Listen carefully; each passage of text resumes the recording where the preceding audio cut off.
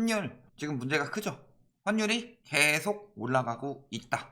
환율이 올라가게 되면 수출이 잘 돼서 나라가 잘 먹고 잘 산다. 이 정도 생각을 가지고 있는 사람은 아직도 8, 90년대에 머물러 있는 사람이에요. 왜냐? 그때 일본이 낮은 환율로 인해서 저렴하고 튼튼한 제품으로 수출 잘해서 잘 먹고 잘 살았다. 그래서 그때 생각하면서 환율은 올라가면 올라갈수록 통화 가치는 떨어지면 떨어질수록 좋은 거 아니냐 이렇게 생각하는 단순한 사람들이 있는데 사실은 그렇지 않죠. 그 당시에는 미국이 뭐 근본위제나 뭐나 이런 거 해가지고 달러 가치가 너무 고평가되던 시기였기 때문에 대부분의 나라에서 높은 환율로 저렴하게 팔고 그러니까 그게 가능했던 시기고 거기다가 그 당시는 우리나라든 일본이든 뭐 미국이나 당시 일본이 기술력이 뭐 좋다 하지만 소련처럼 뭐 했어요? 당시에? 기술력이 좋아서가 아니라 기술력 대비 가격이 좋아서였죠. 그런데 지금 우리나라 산업 자체가 반도체 우리나라 따라올 만한 나라들 거의 없죠. 그런데 그런 고차원의 기술을 쓰는데 환율이 떨어진다. 그러면 우리나라는 굉장히 뭐 어느 정도 세공 기술이나 뭐 여러 가지 기술들을 비싸게 수입해서 싸게 파는 형국이 되기 때문에 환율이 올라가면 마냥 좋은 건 아니죠. 그래서 환율이 급등하게 돼도 문제가 생기고 급락하게 돼도 문제가 생기죠. 그래서 환율을 잡아야 되죠. 그렇게 하기 위해서 지금 세계적으로 금리 인상 시기이기 때문에 우리나라 역시 선제적으로 금리를 3차례나 올렸죠. 작년 8월, 11월에 2차례 올리고 올해 1월에 한 차례 더 올렸다. 그런데 이번 달에 올린다는 이야기도 슬슬 나오고 있어요. 2월 금리 인상설이 나오고 있죠. 1월 초에 뭐라고 그랬어요? 혹은 뭐 12월쯤에 2022년에는 한 차례만 금리 인상할 것이다. 왜냐면 연준회의 때 3차례 금리 인상 나왔으니까 우리나라는 2차례 선제적 금리 인상했으니까 한 차례 올리고 말 것이다. 이런 이야기를 했는데 사실상 전혀 그렇게 돌아가고 있지 않죠. 왜? 금리 올렸는데 물가가 안 잡히니까. 내부적 요인은 물가, 외부적 요인은 환율도 있고 외국인 자본 이탈 여러 가지 문제들이 있죠. 그런데 이 물가도 환율의 영향. 자, 엄밀하게 말하면 외국인 자본이 이탈하기 때문에 환율이 올라가는 거죠. 그런데 환율이 올라가면서 물가가 안 잡히는 상황이 온 거다.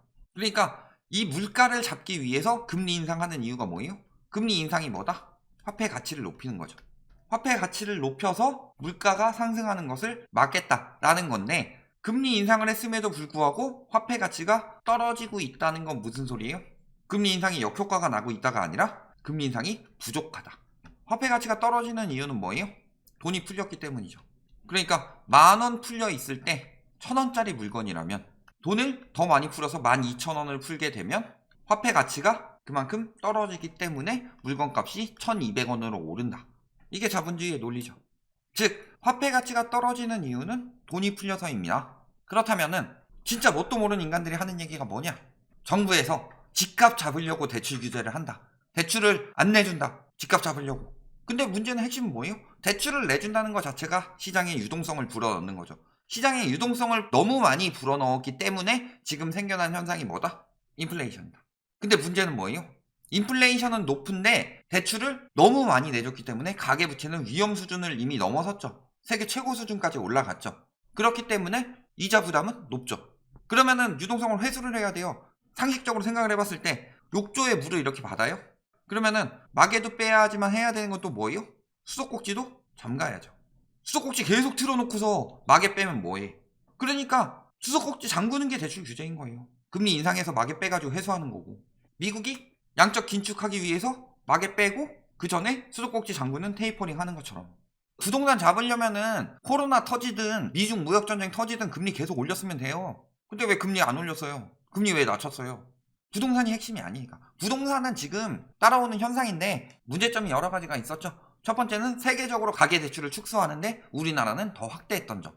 그것도 전세 그리고 매매 양쪽으로 확대했기 때문에 그거 잠그고 있었고 DSR도 바로 도입하면 안 되니까 상황 봐서 천천히 도입한 거죠. 여기까지 하는 동안에 이거를 뭐 부동산 잡느라고 뭐 난리치네 LTV 잡고 뭐 하는 거 금리 올리고 하는데 뭐 그리고 대출 많이 못 나가게 하려고 규제하고 다주택자들 여러 채 해가지고 다주택자들이 여러 채 하게 되면은 다주택자들이 살 때마다 전세 유동성 매매 유동성 2배로 들어오기 때문에 부동산 가격이 더 올라갈 수밖에 없죠. 그래서 부동산 시장의 가격이 초창기에 막 올리는 방법은 추격 매수고 그 다음에 끝물에서 하는 방법이 실수요 떠넘기기예요. 실수요한테 불안 심리 조성해서. 그래서 지금 전반적인 정책은 경제가 더 핵심이죠. 왜냐면 경제가 지금 위기니까 세계적으로. 지금 글로벌 경제 위기예요. 코로나 이후. 미중 무역 전쟁 때부터. 바젤3 뒤늦게 도입해가지고 이제서라도 잡는 거지. 그것도 너무 많이 쌓여서 그런 거지. 무슨 부동산 잡으려고 대출 규제하고 그게 뭐 일시적일 것이고 정신 나간 소리들을 하고 있는 거다 지금. 근데 물가가 안 잡히는 이유는 금리 인상을 했음에도 화폐 가치가 떨어지고 있다. 즉 금리 인상을 했음에도 불구하고 화폐 가치가 떨어지기 때문에 더 유동성 축소를 가속화해야 되는 상황이다 라는 거죠. 자, 화폐 가치가 떨어진 걸 대표적으로 증명하는 게 환율이다. 왜? 환율이 뜻하는 게 뭐예요? 달러 대비 원화 가치죠. 그래서 올라가면 올라갈수록 원화 가치가 높아지는 게 아니라 떨어지는 거죠. 1달러에 1100원 하던 게 1달러에 1200원 하고 있으니까. 거기에 물가에 더 중요한 역할을 하는 게 뭐예요? 유가. 그래서 요즘 언론에서 뭐만 가지고 이야기를 하느냐, 유가가 올라가서 물가가 올라가는 거다 이렇게만 이야기하는데 지금 물가에 영향을 미치는 것은 환율 플러스 유가다. 자, 예를 들어서 평균적으로 이때 한 50달러 정도 된다고 해봅시다.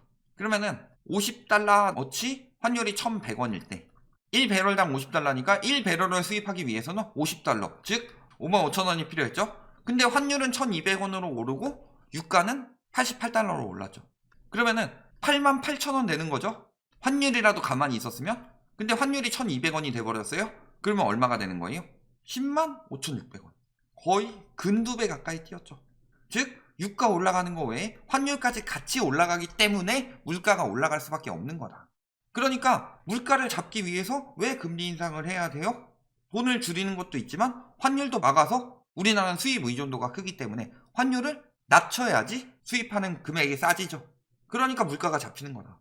지금 세계적으로 왜 이렇게 유가가 오르냐, 뭐 기름을 덜 생산해서요, 뭐 수요 공급 때문에요, 뭐 그런 것도 있지만 돈이 너무 많이 풀려서죠. 달러도 많이 풀렸는데 달러 대비 원화 가치가 더 떨어진다는 거는 원화 가치가 그만큼 떨어지고 있다는 얘기예요. 그래서 보면은 역대 1월 중 수출 최고치 찍었다고 하죠. 수출은 많이 늘었어요. 그래서 왜? 원화 가치가 떨어지면은 예전에 13,200원짜리가 있다. 그러면 이게 환율이 1,100원일 때는 몇 달러예요? 12달러죠.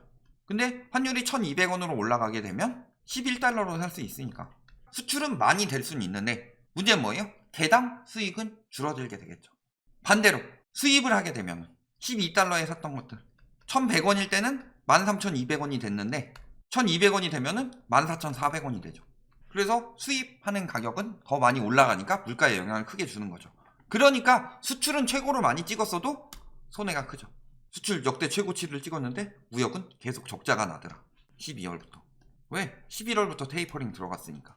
수입 증감률이 왜 증감했겠어요? 물론 더 많이 수입했을까요? 코시국에 막 소비가 엄청나게 늘어나서? 아니에요. 환율이 올라가니까 비싸게 수입하는 거죠. 지금 이 와중에 미국에서 양적 긴축 속도가 너무 빠르다고 하고 있죠. 너무 빠르다고 하고 있는데도 뭐라 그래요? 점점 더 회의 때마다 금리 인상 혹은 양적 긴축 계속 이야기가 나오죠. 자, 보면은 지난해 3월 별말 없었어요. 6월 별말 없었죠. 9월에 슬슬 매파 나오기 시작하더니 12월에 완전 매파로 바뀌고 올해 돼서 무슨 얘기 나왔어요? 양적 긴축. 근데 문제는 11월에 테이퍼링 했죠. 11월에 테이퍼링 한 이후 우리나라 무역 적자 나기 시작하죠. 그리고 환율은 지금 계속 올라서 1200원대까지 올랐어요. 유가를 우리나라에서 잡을 수는 없죠. 유가는 오펙 걔네들이 알아서 난리치고 있는 거죠. 그러면은 환율이라도 잡아야지 물가가 잡히고 경제 위기도 막는다. 근데 무슨 정신 나간 인간들이 대출 다시 풀어주고 금리 올리다 말 거고 이딴 이야기 하냐. 그러니까 부동산을 잡으려고 해서 잡는 게 아니라 경제 위기 때문에 부동산이 박살 나더라도 어쩔 수 없이 잡아야 하는 상황이다.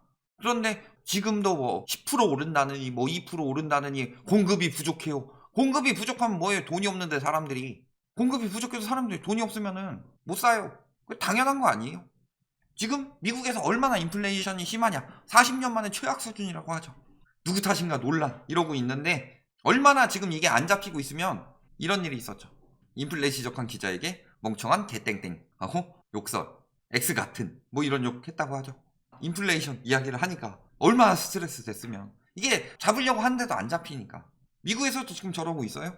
그리고 지금 파월은 예전엔 비둘기파였는데 완전히 그냥 다 막아버리고 있다.